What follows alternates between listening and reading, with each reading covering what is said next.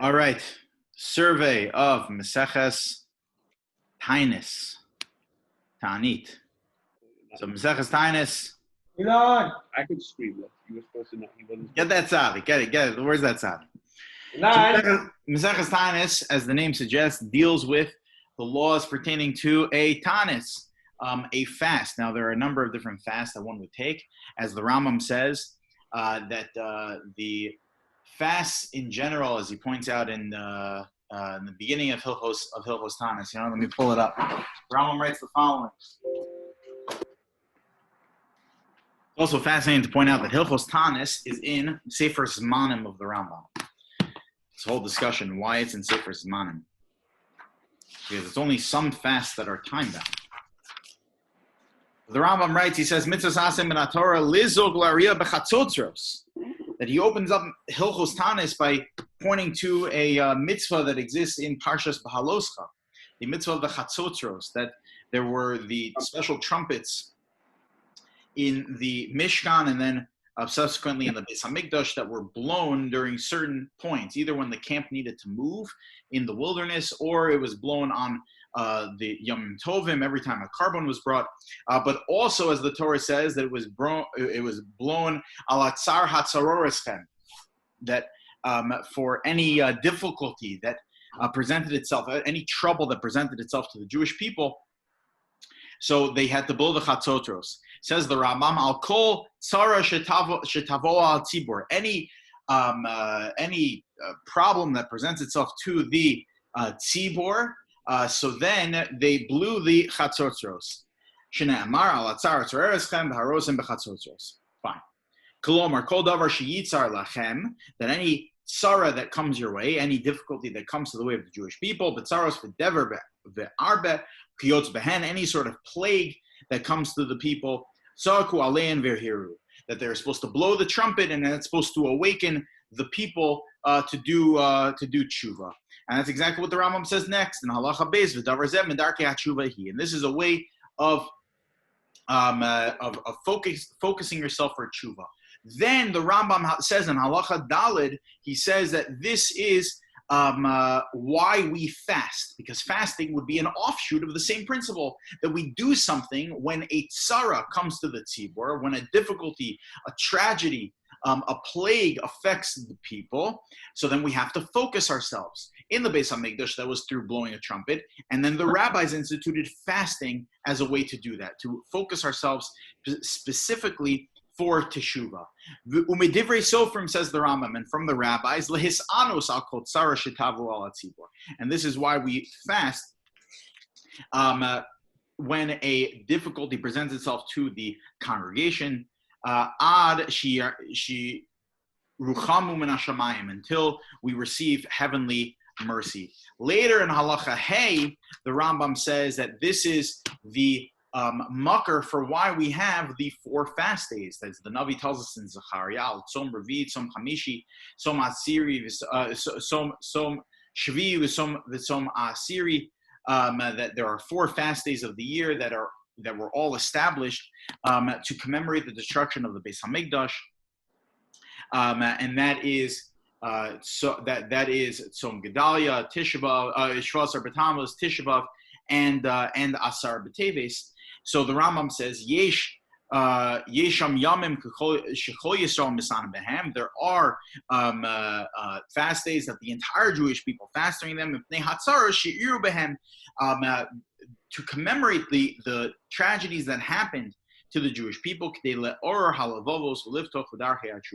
in order so that it will awaken the hearts, in order so that we'll do tshuva. And as we know from the Gemara, from the Yerushalmi in Yuma and Daf Vav, the Yerushalmi says that any generation that does not see the Beis HaMikdash rebuilt, kilu hechrivu, it's as if they destroyed it themselves. So therefore, being that we have not yet built the Beis HaMikdash, so therefore we're fasting over a tzara that is happening presently in our generation. So that's why during Shvas Tammuz that we just passed, and during these 3 weeks as we're mourning the destruction of the Beis HaMikdash leading up to Tisha B'Av, which hopefully we won't fast on, as the Navi says, that Yevchu l'sasum l'simcha, that it should change into a day of joy. But if we do have to fast, that's because the Beis Hamikdash wasn't rebuilt, which means that the Beis Hamikdash was destroyed, and therefore we have to do tshuva. The Rambam says the way we do that tshuva is through fasting. So fasting, Taanis in general, are exactly for that purpose. And the Gemara discusses, at least the Gemara opens up, with one of those tsaros that could potentially befall the tzibor would be if there's not rain. I remember when I was learning in yeshiva in Eretz Yisrael, that year there was very little rain, and in fact the Rabbanut established a fast day one day when I was there. I remember that it was a very scary time in Klal Yisrael, and then when it finally did rain, it was mamish it felt like Purim. There was so much excitement going on, and that's because you not hold a fast for Corona or no? So there was a fast that a lot of Rabbanim were telling people to fast on certain days, especially Bahab following Pesach and the beginning of Iyar, the first Monday, Thursday, and Monday of Iyar. A lot of people, even though they don't normally fast those special fasts, they took upon themselves because of the coronavirus. Yeah, this would fall into that category of a dever or arba that the Rambam was describing, a plague that befalls the people. You need to fast in order so that you could focus yourself to do tshuva. And the Gemara discussed this in the context of there being a drought without any rain, and other things like that. And that's exactly what the Mesechta goes through, these halachos of the fast. And the third parak, there's 3 prakim in Mesechta, 3 or 4 in Taanis. Four prakim. The end of the Mesechta discusses the halachos of the fast days. So the Gemara over here in the context of rain discusses the halachos of needing to mention gevuras geshamim mention God's special power to be able to bring rain to the world, and we mentioned that during the bracha of Tchias HaMesim in the second blessing of Shmona Esrei. And the Gemara wonders that why is it that we have to do that in the context of tefillah? Minalan dibit tefillah. Why do we have to mention the special power of rain that God has in the context of tefillah? The Tanya, as the Brisa teaches us, says the Gemara, La'avas Hashem Elokeichem lo'avdo b'chol levavchem. Because the Torah tells us that we have an obligation in the second paragraph of Shema, we have an obligation, La'avas Hashem Elokeichem, to love God, u'lo'avdo b'chol levavchem, and to serve Him with all of your heart. Ezohi avodah shebelev. What is service of the heart? Have omer zu tefillah. This is davening. Davening is the form of service of God with our heart. V'ksiv basri, and later it says, and it continues in the pasuk, v'nasati matar artzachem beito yorel malkosh. That in that same context of serving God with your heart, God gives the promise of rain upon the land, in order so that we could the land will grow and we'll have agricultural prosperity. So the Gemara learns from there why it is that we have to mention God's power of rain in the context of tefillah. But what I want to focus on is probably the most famous halachic statement in all of Mesechta Taanis, that the Gemara says, "Ezui avodah shebelev." What is service of the heart?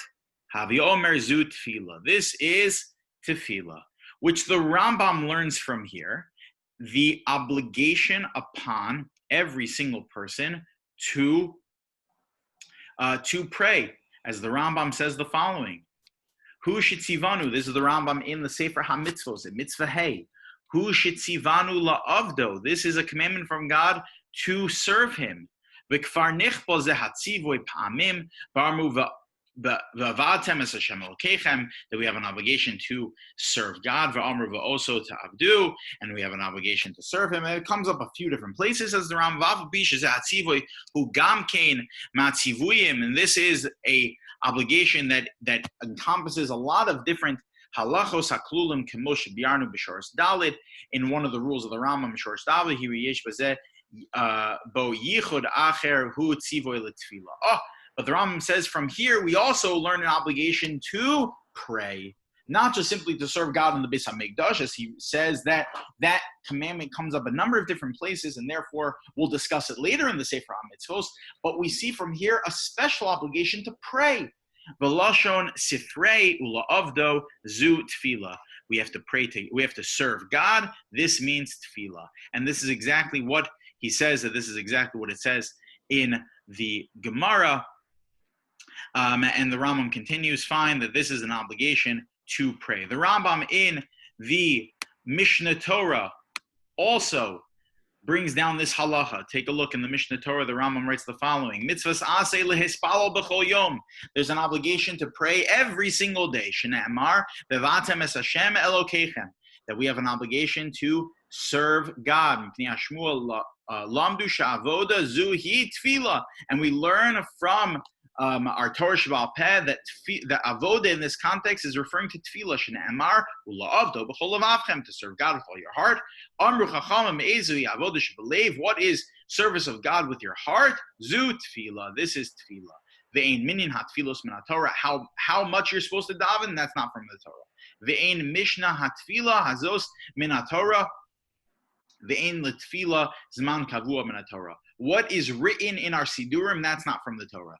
And what time we pray, that's not from the Torah. What's from all of that's from the rabbis. What's from the Torah, though, is that we need to pray at least once a day. Later, the Rambam describes, even on a level d'oraisa, what creates tefillah. What is the definition of tefillah? And he says that it's three things. It's shevach, bakasha, and hodaya. It's praise of God. It is asking God for requests, and it is thanking God, acknowledging the fact that God does everything for us. And at least according to Reb Chaim Volozhiner, without those three ingredients, you do not fulfill your obligation to pray on a daily basis on a level d'oraisa. The Rambam continues and he says, "Lefikach nashim avadim chayavim tefillah." That's why women are obligated in tefillah, because lefishi mitzvahs aseh shelo azman grama. It's not a time-bound mitzvah. The rabbis instituted the time-bound element of tefillah, but on the level d'oraisa, there's no time-bound element. You just have to do it once a day, and therefore women are obligated in tefillah. So said Reb Chaim Volozhiner, what that means is that women have to make sure they daven at least one Shmona Esrei a day, because in Shemona Esrei you will hit all three of those elements. That Shemona Esrei begins, the first three brachos of Shemona Esrei is shavach, praise of God. The middle 13 blessings of Shemona Esrei are bakashos, are requests of God, beseeching God. And then the last part, the third part, is hodaya, from modem till the end, is recognizing all the good that God does for us and the thanksgiving blessings. And therefore, in order so that you could hit all three, so you need women need to daven at least one Shemona Esrei once a day. This is against the Magen Avram. The Magen Avram writes that he understands that even that obligation of those three elements of tefillah is really rabbinic in and of itself as well. And he feels as though as long as a woman wakes up in the morning and she says Moda'ani, that would be enough of a fulfillment. However, the Mishnah Berurah says that hasn't been accepted, and therefore you would need to make sure that you pray. A woman would need to make sure they pray a Shemona Esrei at least once a day. So now, This is the Rambam, right? The Ramban. Rambam. Maimonides. Ramban argue, don't they? Right exactly. The Ramban argues. Take a look at this. It's unbelievable. The Ramban over here. The Ramban writes the following.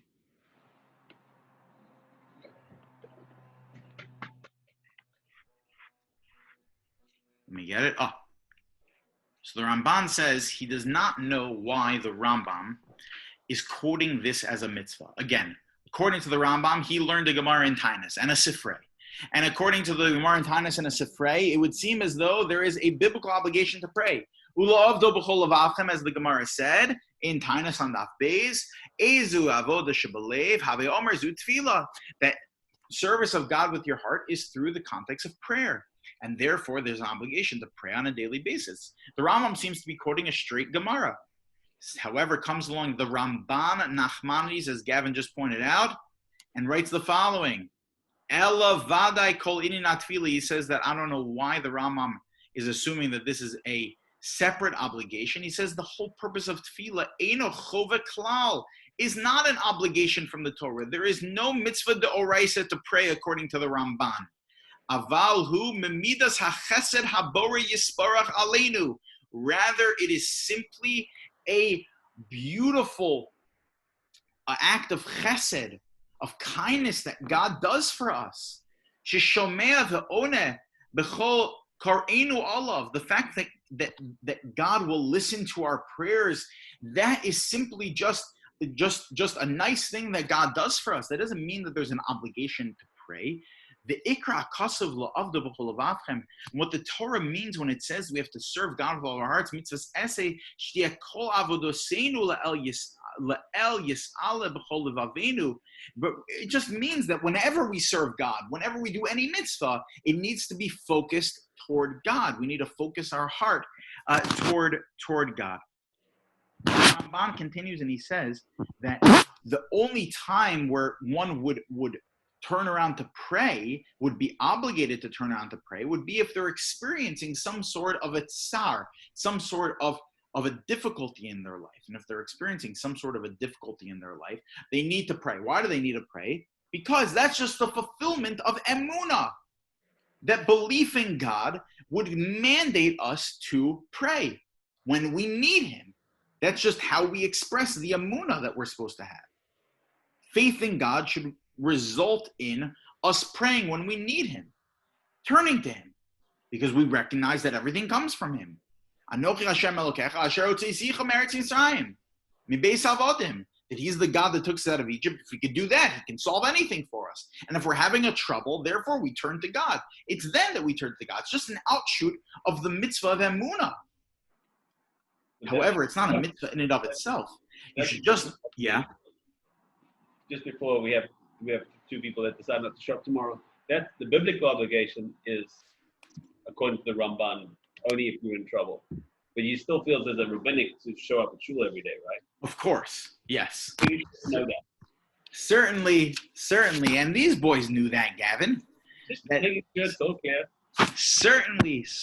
There is Rabbi, he drugged us so we couldn't wake up in the morning. rabbinic obligation to pray. That's not even a shaila. Avada there is. The question is whether or not there's a biblical obligation to pray. According to the Ramban and Level D'Oraisa, there isn't unless it's be'etz tzara, unless it's during a difficult period of time. However, according to the Rambam, there is a mitzvah D'Oraisa. We paskin like the Rambam. In Shulchan Aruch, it's quoted like the Rambam. The Magen Avram quotes the Rambam. Reb Chaim Volozhiner paskin like the Rambam, not like the Rambam. What was that? What difference does it make whether we paskin if it's biblical or rabbinical? Well, so what Rabbi Daniel, you know the answer. what? What difference is it that it's D'Oraisa or D'Rabbanan? Mitzvahs like Derabanan. You can't really. You're lenient for Derabanan and strict on Deraisa. Yeah, in what scenario?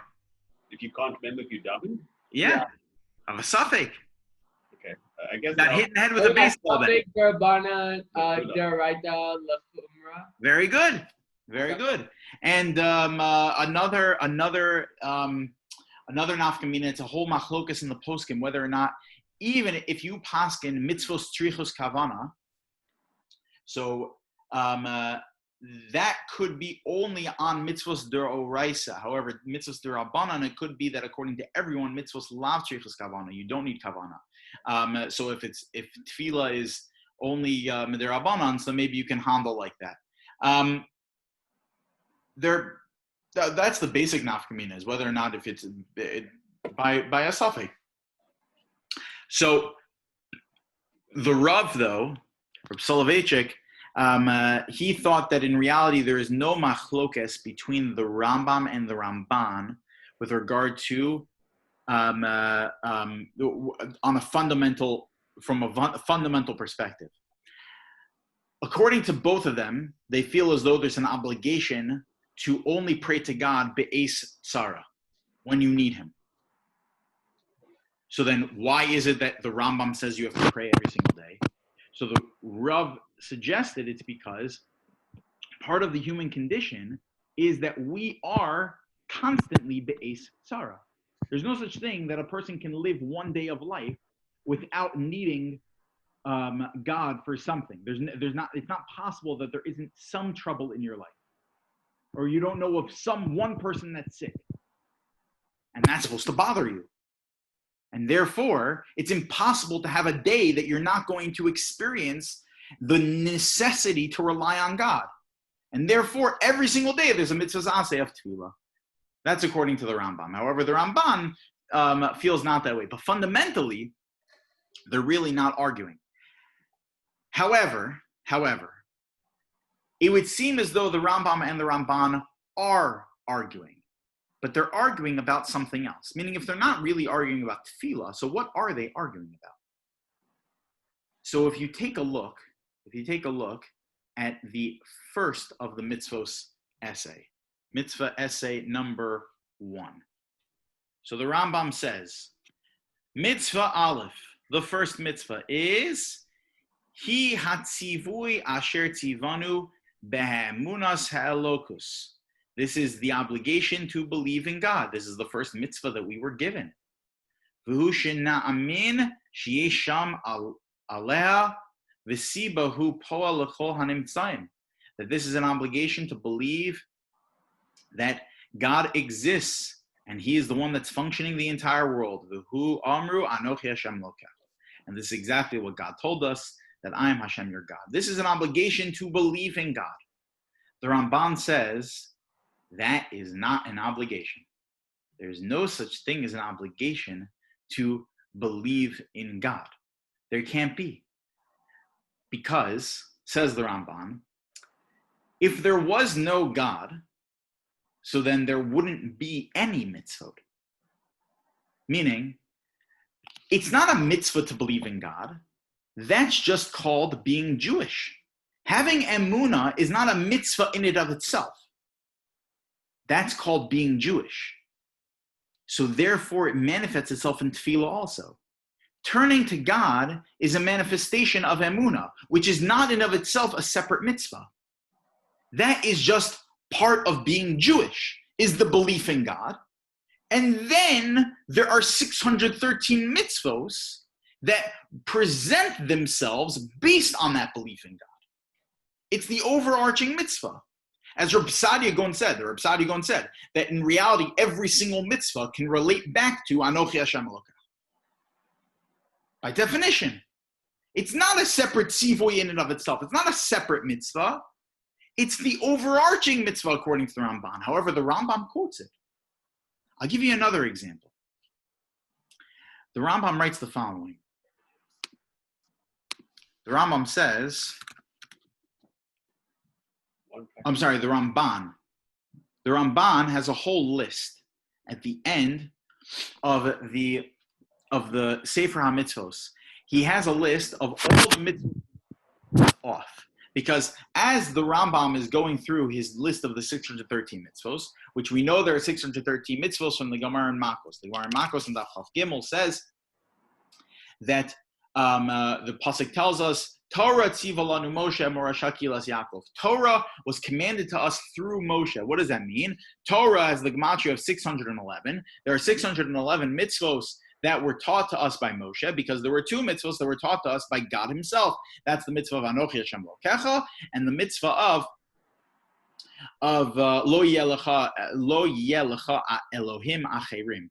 That the mitzvah of belief in God and not serving any other God. Do not believe in any other God. So that's how you come up with the number 613. So the Rambam goes through his list of 613, but as we just pointed out, the Ramban in 2 places already shows us that those are not actually mitzvos. And the Ramban does that a few more places. So what it ends up at the end of the Rambam's list of 613 is that the Ramban is missing some. So how does he fill in the blanks? So he points out all the ones the Rambam missed, and he points out 17 mitzvos that the Rambam missed on his list. In the 8th mitzvah that the Rambam missed, the Ramban writes the following. He says, "Shenitztavenu lihiyos livavenu tamim imo yis'aleh." There's an obligation to have a wholesome relationship with God. V'hu shene'amar, and this is what the pasuk says: Tamim tiyeh em Hashem Elokecha. That we have an obligation to have a wholesome and complete relationship with God. This is not quoted by the Rambam. The Ramban quotes it. According to the Rambam, the way he understands this obligation of having a wholesome relationship with God, he explains in the Moreh Nevuchim. And in the Moreh Nevuchim, he explains that what the obligation is that even though there is witchcraft and black magic and sorcery and things like that, so there's a prohibition in the Torah from engaging in those things. And the Torah says in that same context of Tamim Tiyem Hashem Elokeichem. So the Rambam says that is coming to just explain why it is you shouldn't get involved with those things. Because those things can potentially detract from your relationship with God. But it's not a separate obligation to have a wholesome relationship with God. But the Ramban feels as though it is. Look at the Ramban's reasoning why he feels, maybe it could be why the Rambam didn't include it, which he doesn't do every single time he argues on the Rambam. He doesn't argue on him and say, and now I'm going to defend him. This is one of the few places where the Ramban will come to defend the Rambam for not including it in one of his mitzvos. He says, Ulai chashiv haraf, because maybe the Rambam holds, shehi tzivsa koleles ha-mitzvos ulaleches b'darkei Torah.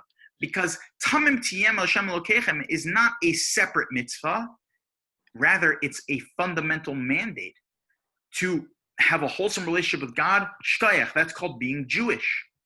And therefore, it's not a separate obligation. Now, the Rambam never wrote this. According to the Rambam, he gave a reason why it's not a mitzvah. He said because it's just an offshoot of not following in the ways of sorcery, witchcraft, black magic, kishuf, things like that, because it's going to detract. It's really like a tam of the mitzvah, that if you engage with those things, it's going to take away from your wholesome relationship with God. But there's not a separate obligation according to the Rambam.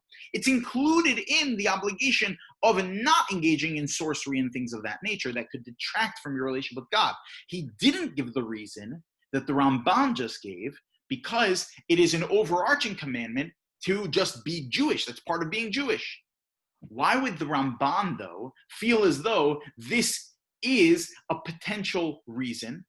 Because this is a theme that comes up in the Ramban, that any mitzvah that really defines what it means to be Jewish, by definition, and without a specific obligation of how one is supposed to manifest, how it's supposed to manifest itself, what one is supposed to do. It doesn't come with a specific action, but rather it's just an overarching principle that is not included as a mitzvah.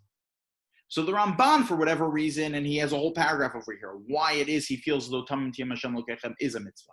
However, you have to look at his reasoning why he would feel as though the Rambam wouldn't have included it. And that's based on his own thinking. He's aligning with his own thinking that such a mitzvah, I can understand why it wouldn't be included as a mitzvah. I could have a havamina for such a thing. I would think because it's an overarching principle of just what it means to be Jewish. And that is not a separate obligation. That's just called being Jewish. Yeah, Gavin. So then why would the Rambam put in Anochi Hashem Elokecha? Why would he put in Emunah? Isn't that have the same concept? Why would he keep, if he says he's not going to keep anything that's a basic fundamental of being Jewish as a mitzvah, but isn't that the same idea as Tamim? I mean, it's a similar...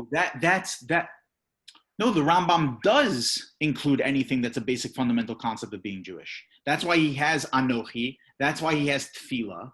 And the reason he didn't include Tamim, is for a separate reason, because it was already included with sorcery. But then why the Ramban's reason why there would be a havamina, why you would think to not include Tamim, is in line with his own reasoning that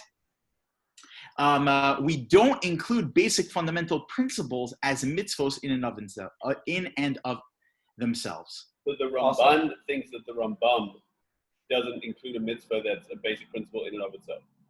Yeah, and that's this line that confuses me, because he's aware of the other two places in the Rambam. There's more. Kedoshim Tihiyu is another one of these examples where you have this Machlokas Rambam and the Rambam. So that's the part of this Ramban that's a bit puzzling, that why would he think Ulai Chashiv Harav, that why would the Rambam assume that this would be included for this, why he wouldn't have included it for this reason? That part of it is a little bit puzzling, and I don't have a good answer for it. Yeah. So, Rabbi, Yeah, Tzaddik. doesn't the That's Rambam Tzaddik. This is the Rabbi Tom. not Usually, doesn't the Rambam not include open-ended statements as like mitzvot, like kadoshim to you? Yeah. Here's So also, very good. end of like The Rambam, it could be what you're referring to, is that the Rambam has 14 guiding principles. Rambam has 14 guiding principles as to how he came up with his list of the 613 mitzvos. By the way, his Sefer HaMitzvos, which outlines the 613 mitzvos, the actual list of the mitzvos takes up about 40 pages of the Sefer HaMitzvos. The other like 200 plus pages are about the principles as to how he figured out what's included in a mitzvah, what's not included in a mitzvah. And he has 14 shorashim, 14 guiding principles. And what Rabbeinu Tam over here, this Rabbeinu Tam is alluding to, is the 9th of the shorashim, the 9th of those roots of how to define a mitzvah, where the Rambam says that any mitzvah that manifests itself in another mitzvah will not be included in his count of the 613 mitzvahs. He gives an example that there is no mitzvah. The Rambam never quotes the mitzvah to build a Beis HaBechira, to build a Mishkan. Why? Because it's included with the mitzvah of to build each of the vessels. The mitzvah to build an aron and to build a mizbeach and to build a menorah and to build mizbeach haktores and to build all of the kior and the like, that can only happen if they are part of a mishkan. So therefore, there's no mitzvah to build a mishkan. There's a necessity to have a mishkan in order so that you could fulfill these other mitzvos. So you are right about that, but the Rambam sees these mitzvos of anochi, of davening, of tamim tiyeh, as, you're right, they manifest itself in a few different places, but they are also mitzvos in and of themselves, because it's not that there is a specific action that one would do that would include these mitzvos. Meaning, when it comes to the Mishkan, the menorah, in order to be built, there needs to be a Mishkan. However, the rest of the 613 mitzvos can, at least according to the Rambam, not according to the Ramban, can exist in and of themselves, can exist isolated without the mitzvah of Anochi, which is why there needs to be a mitzvah of Anochi on a conceptual level. Practically speaking, it doesn't really make much sense, but on a conceptual level, the mitzvah of Anochi is a mitzvah in and of itself, as well as the mitzvah of shaking lulav and eating matzah and benching and all the rest of these mitzvahs. And that could be what the machlokes between the Rambam and the Ramban is. That the machlokes between the Rambam and the Ramban is, how do we treat these kind of overarching fundamental principles that the Torah presents as mitzvos? According to the Rambam, that's a mitzvah. Or according to the Ramban, no, that's not a mitzvah. Rabbi, what I was saying, like, if the Torah is kind of vague, like over here with the Tamim and Kadoshim to you, and also like the mitzvah, or what the Ramban fearing the enemy, like in battle, and there's like a couple other stuff which the Ramban holds as a mitzvah, and the Rambam doesn't. But their like commonality is like they're kind of vague, and they don't really have like they don't clearly demonstrate what's fulfilling them and what's not fulfilling them. And right, they're open to interpretation without direct details on how to fulfill the mitzvah. But I mean, most of the Torah's mitzvah, I mean, like shit is not really, it doesn't say how to do it. You need shchita. The Gemara in Chulin of Chavches says that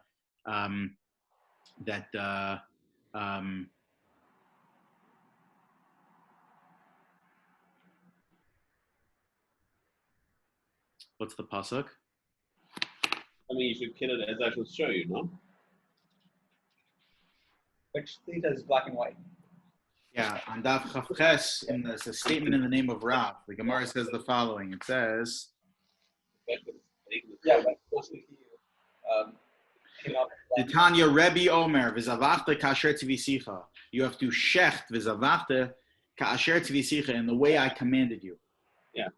What does that mean? There's a whole machlokas between the Ramban and Rashi. Exactly how to understand this. Either it's referring to kachim, or it's referring to kasher tivisicha means halacha Moshe Sinai. Yes, however, those do come with details. At least according to the Ramban, the details were given when we did for shchitas kachim. So that could Did they chef the lamb? What? The Pesach lamb? Yeah, Kosherly? Obviously. of course. So why weren't they able to eat meat before our Sinai then if they knew how to chef?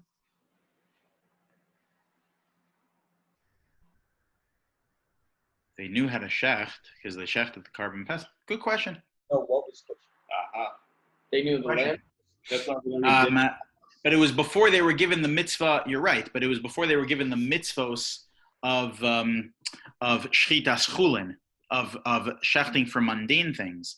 It could be who said that shchita for mundane purposes is the same thing as shchita for kachim purposes. Once the Torah was given, then we knew, right? But Rabbeinu Tam, that could very well be the Nekudas HaMachlokes. That could very well be what the Ramban and the Rambam are arguing about.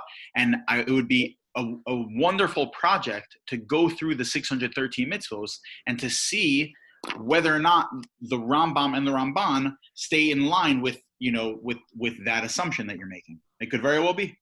Could very well be. I want to just close with. We did probably the most famous halachic statement in Mesechta Taanis. Yeah. Statement also in Brachos? What? That statement is not also in Brachos? That tefillah is avodah.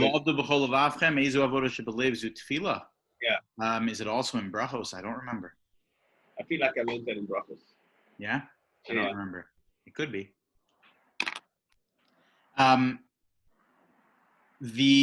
So now we'll get to the most famous Aggadic statement. At least I think the most famous Aggadic statement in the Mesechta on Daf Zayin. The Gemara says the following: "V'hainu dam Reb Chanina harbe lamadti mirabosai." I learned a lot from my Rebbeim, from my teachers. Umechavera yoser mirabosai, and I learned even more from my chaverim than I did from my Rebbeim. Umitalmida yoser mikulan, and from my students more than all of them. However, I would like to focus though on the second tier, that from my friends I learned more than from my Rebbeim. Rav Ruderman, in order to understand this line of the Gemara, that you learn more from your friends as you do from your Rebbeim, he points to the Mishnah in Mesechta Avos, in Parak Aleph Mishnah Yud Beis. And the Rav Ruderman says, well, in order to learn from your friends, so you have to be machshiv them.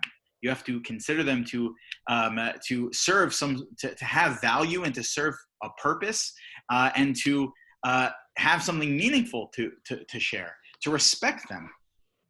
And he points to the Mishnah that says, "Havim mitamidim shel Aaron HaKohen," that we have to be like the students of Aaron HaKohen. Oiv shalom v'rodev shalom, oiv v'sabirus u'mekarbon l'Torah, to love peace, to run after peace, to love all of the brios, all of God's creations, u'mekarvan the Torah, and then bring them close to the Torah. It says of Ruderman, this is also the way that the Medrash Shmuel is one of the commentators on Mesechta Avos, explains that these are not separate mandates to pursue peace and love and things of that nature, and also to bring people close to the Torah, but rather it's a process that you are not going to bring people closer to Torah if you don't actually care about them, if you don't love them, if you don't see the necessity for them to have peace, and if you don't care about one another, so then no one's going to get closer to the Torah.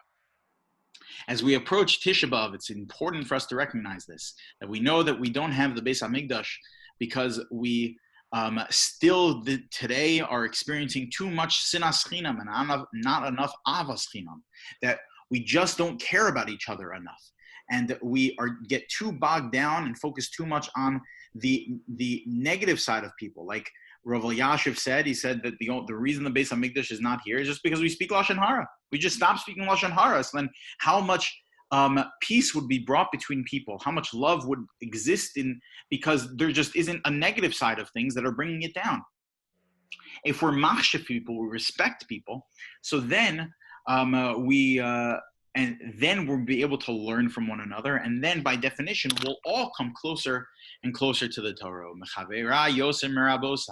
Even more from our Rabbeim, what we can learn from one another. The more we learn from one another by being open to one another, by respecting one another, so then Mekarvan the Torah, we all become closer to the Torah, and then Mirza Hashem, this Tisha B'Av will be dancing in Yerushalayim, not mourning in La Jolla. All right, we'll stop here for now. Okay, Rabbi. Talk to you guys.